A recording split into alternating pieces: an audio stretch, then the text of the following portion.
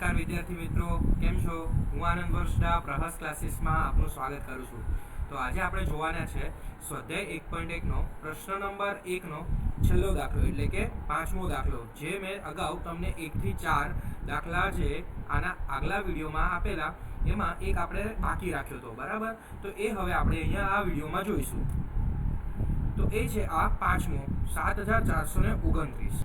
તો આ 7429 ને આપણે વ્યવસ્થિત રીતે વિચારવાનું છે અને ભાગાકાર કરવાનો છે. જેમ તમને અગાઉ ખબર છે કે અવિભાજ્ય અવયવથી, અવિભાજ્ય સંખ્યાઓથી આના અવયવ પડે અથવા તો ભાગ પડે એવું કહી શકાય.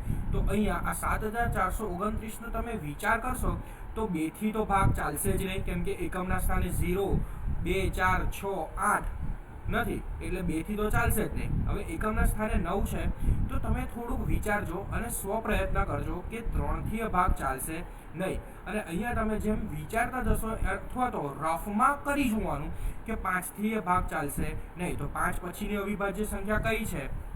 તો ચલો ફરીથી આપણે એકવાર અહીંયા લખી દઈએ કે 2, 3, 5, 7, 11, 13, 17, 19, 23. તો અહીંયા આ બધી અવિભાજ્ય સંખ્યા છે. વારાફરતી ચેક કરશો તો ખ્યાલ આવશે કે આ 2, 3, 5, 7, 11 થી ભાગ ચાલતો નથી, 13 થી ભાગ ચાલતો નથી. તેમ છતાં તમને સમજ પડે તે માટે કરીને બતાવું કે આપણે રફ વર્કમાં એક ભાગાકાર કરી જોવાનો કે ભાઈ 13 થી આપણે ચેક કરી જોઈએ. તો 13 છે અને 74, એટલે કેટલા થાય? 13 પંચા 65 અને 13 છંગ 78 વધી જશે, એટલે આપણે કરવા પડશે 13 પંચા 65, બરાબર? તો આ થઈ જશે અહીંયા 14, અહીંયા 6, આ 6 માંથી 6 જાય 0, 9 ઉપરથી ઉતાર્યા 2, 13 સિત્તા થઈ જાય છે 91, બરાબર? હવે આ 2 માંથી 1 જાય તો 1, 9 માંથી 9 જાય એટલે 0, ઉપરથી ઉતાર્યા 19, અને 13 ના ઘડિયામાં ક્યાંય 19 આવતા નથી. 13 એકા 13 કરો તો તમારે શેષ 0 થશે નહીં. એનો મતલબ કે આ 13 વડે પણ ભાગ ચાલશે નહીં.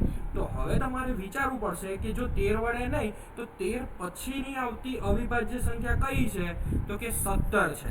તો હવે 17 થી ટ્રાય કરવો પડશે, અને અહીંયા આ 17 થી ભાગ ચાલે છે કે નહીં તે આપણે જોઈએ, બરાબર? તો આ 7429 ના 17 વડે ભાગ કરીએ તો શું થાય? તો તમારે 17 નો ઘડિયો મનમાં બોલવાનો કે 17 દુ 34, 17 તરી 51, 17 ચોક 68, 17 પંચા 85.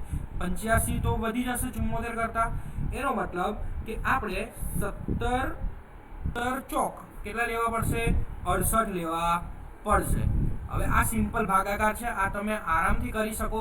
તેમ છતાંય હું અહીંયા તમને બતાવું છું. તો આ 14 થઈ જશે, આ 6 થઈ જશે, 6 માંથી 6 જાય એટલે 0, 14 માંથી 8 જાય તો રહેશે 6 રહ્યા. હવે ઉપરથી ઉતાર્યા 2, ફરીથી ઘડિયો બોલો, 17 ચોક 68 વધી જશે, એટલે આપણે 17 તરી લેવા પડશે. 17 તરી થઈ જશે 51, બરાબર? હવે અહીંયા બાદબાકી કરો તો 2 માંથી 1 જાય તો રહે 1, 6 માંથી 5 જાય તો 1, 11 એટલે નાની સંખ્યા, એટલે ઉપરથી 9 ઉતારવા પડશે, અને 9 ઉતારો એટલે અહીંયા થઈ જાય 17 તારી 51, 17 ચોક 68, 17 સિત્તા 119. અને અહીંયા તમે ધ્યાનથી જુઓ તો કે શેષ શું મળે છે આપણને? 0 મળી જાય છે. એનો મતલબ કે 7429 નો ભાગ કોના વડે ચાલશે?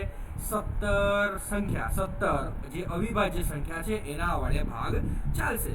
તો 17 અને અહીંયા આવશે 437. આ રીતે વિદ્યાર્થી મિત્રો વિચારવું પડશે. અહીંયા આનો એકમાત્ર સોલ્યુશન એ જ છે કે તમારે રફ વર્ક સતત કરવું પડશે, વિચારવું પડશે. અહીંયા તો મેં તમને કીધું કે 2, 3, 5, 7, 11 થી નથી ચાલતા, 13 થી મેં તમને કરીને પણ બતાવ્યું, પણ જ્યારે તમે સ્વપ્રયત્ન કરતા હશો ત્યારે પોતે કરવું પડશે આ વસ્તુ, બરાબર છે? તો હવે આ 437 ના ભાગ પાડવાના છે. હવે અહીંયા આપણે એક સિમ્પલ લોજિક એટલે કે તર્ક વાપરવાનો છે કે 437 ની ઉપર જે સંખ્યા 17 થી ભાગ ચાલે, એટલે હવે 17 થી તો ભાગ ચાલશે જ નહીં, એની આગળની જ અવિભાજ્ય સંખ્યા વડે ભાગ ચાલે. તેમ છતાં એવું લાગે તો એક વખત 17 થી ભાગ ચલાવીને જોઈ લેવાના કે ભાઈ 437 જે છે એ 17 થી ચાલે છે, એકવાર ચેક કરી લેવાનું આપણી મનની સંતુષ્ટિ માટે. તો 17 દુ 34, 17 તરી 51 વધી જાય એટલે આપણે કરવા પડે 17 એકા 17, 17 દુ ને 34, આ 13 અને અહીંયા આવે 3, 3 માંથી 3 જાય એટલે 0, 13 માંથી 4 જાય એટલે આવે 9, ઉપરથી ઉતાર્યા 7, 97 થયા. હવે 17 દુ 34, 17 તરી 51, 17 ચોક 68, 17 પંચા 85 જ કરવા પડશે. હવે આવું કરશો એટલે અહીંયા શેષ વધે છે. તમે જોશો તરત જ ખ્યાલ આવી જશે કે હા 17 વડે ભાગ ચાલશે નહીં. તો જો 17 વડે ભાગ ના ચાલે તો એના પછી તરત આવતી અવિભાજ્ય સંખ્યા કઈ? તો કે 19. તો હવે આપણે 19 થી ટ્રાય કરવાનો છે કે ભાઈ 19 થી ભાગ ચાલે છે કે નહીં. તો 437 ને 19 વડે ભાગ ચલાવો તો 19 એકા 19, 19 દુ ને 38, 19 તરી 57 ભાગ વધી જશે, સંખ્યા વધી જશે એટલે આપણે 19 દુ 38 જ લેવા પડશે. તો અહીંયા થઈ જશે 13, અહીંયા થઈ જશે 3, 13 માંથી 8 જાય તો 5, 3 માંથી 3 જાય એટલે 0, લખો ન લખો કઈ ફરક પડતો નથી. ઉપરથી ઉતાર્યા 7 અને 19 દુ 38, 19 તરી થઈ જાય છે 57 અને અહીંયા આ 7 માંથી 7 જાય તો 0, 5 માંથી 5 જાય તો 0. એનો મતલબ કે શેષ શું મળી છે? 0 મળી છે. એટલે કે 437 ના 19 થી ભાગ ચાલે છે. એટલે અવિભાજ્ય સંખ્યા અહીંયા 19 અને અહીંયા આવશે 23. આમ જોવા જાવ તો અઘરી દેખાતી વસ્તુ ખરેખરમાં હંમેશા સહેલી હોય છે. આપણે જોઈને એવું થાય કે પહેલા જ આપણે એવી ચર્ચા કરી લીધી કે એમાં બહુ કામ કરવું પડશે, વિચારવું પડશે. વિચારવાનું એટલું જ છે કે કઈ સંખ્યાથી આનો ભાગ ચાલે છે.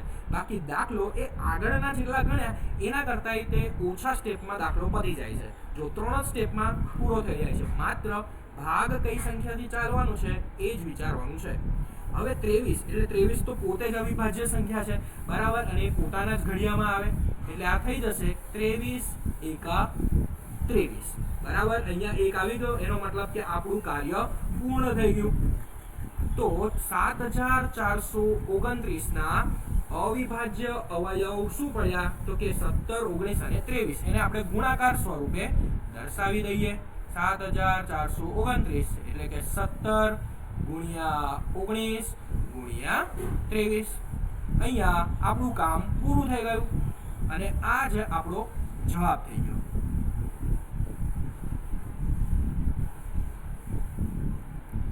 તો વિદ્યાર્થી મિત્રો આ દાખલા આ રીતે કરવાના છે. આ સ્ટેપ બાય સ્ટેપ આપણે કરીશું. હવે આપણે પ્રશ્ન નંબર 2 સ્વાધ્યાય 1.1 નો પ્રશ્ન નંબર 2 જે છે એ આવતા વિડીયોમાં જોઈશું બરાબર. ત્યાં સુધી આ દાખલાની તમે પ્રેક્ટિસ કરતા રહેજો અને તમારા મંતવ્યો મને કમેન્ટ બોક્સમાં જરૂરથી જણાવજો. તો હું આશા રાખું છું કે તમને આ વિડીયો પસંદ આવ્યો હશે અને જો વિડીયો પસંદ આવ્યો હોય તો ચેનલને લાઈક કરો, શેર કરો અને સબસ્ક્રાઇબ કરો. આવજો.